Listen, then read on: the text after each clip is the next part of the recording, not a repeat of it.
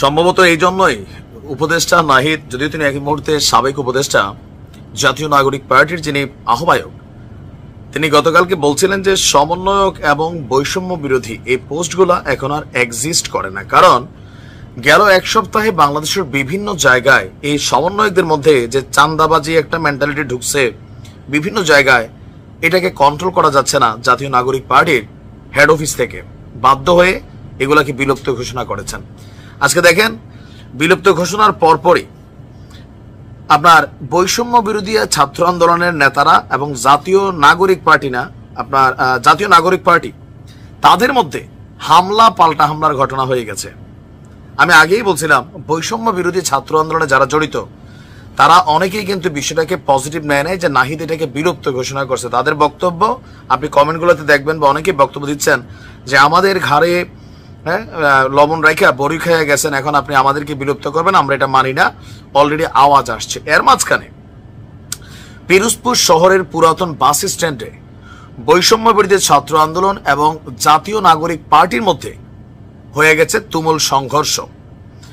আপনার রাত 10:30টার দিকে বৈষম্য বিরোধী ছাত্র আন্দোলনের মোহাম্মদ ইমরান শেখ, শাহনেওয়াজ অভি, মোহাম্মদ মঈনুদ্দিন এবং জাতীয় নাগরিক কমিটির প্রতিনিধি মুসাব্বির মাহমুদ সানি এবং তার ভাই সানজিদের মধ্যে এই হামলা পাল্টা হামলার ঘটনাটি ঘটেছে। এই ঘটনায় বৈষম্য বিরোধী ছাত্র আন্দোলনের যিনি নেতা আছেন মঈনুদ্দিন, তিনি বলছেন, আমরা তারাবির নামাজ শেষে পুরাতন বাস স্ট্যান্ডে চা খেতে আসি। আজকে হঠাৎ কোথা থেকে সানি এসে অভিকে আজে বাজে কথা বলে, এক পর্যায়ে ওরা আমাদের উপর হামলা করে।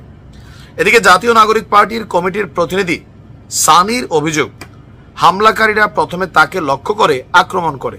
যখন তিনি আত্মরক্ষার চেষ্টা করেন তখন তার ভাই সানজিদকেও মারধর করা হয়।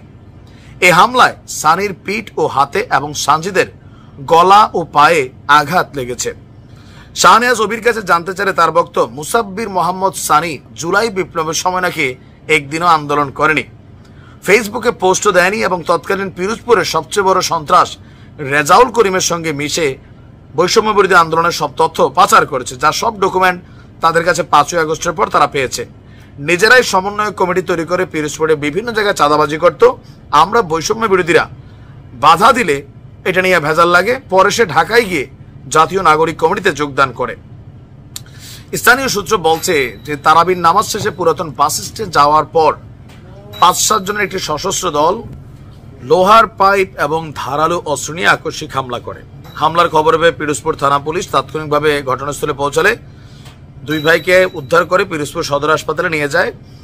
আর অপরদিকে যে 7 জন গ্রেপ্তার হয়েছে সেটা হচ্ছে আপনার গতকালকে কলাবাগানে একজন ব্যবসায়ীর বাসায় ঢুকে হামলা ভাঙচুর লুটপাটের যে ঘটনা, সেখানে 7 জনকে আজকে আদালত কর্তৃক কারাগারে প্রেরণ করা হয়েছে।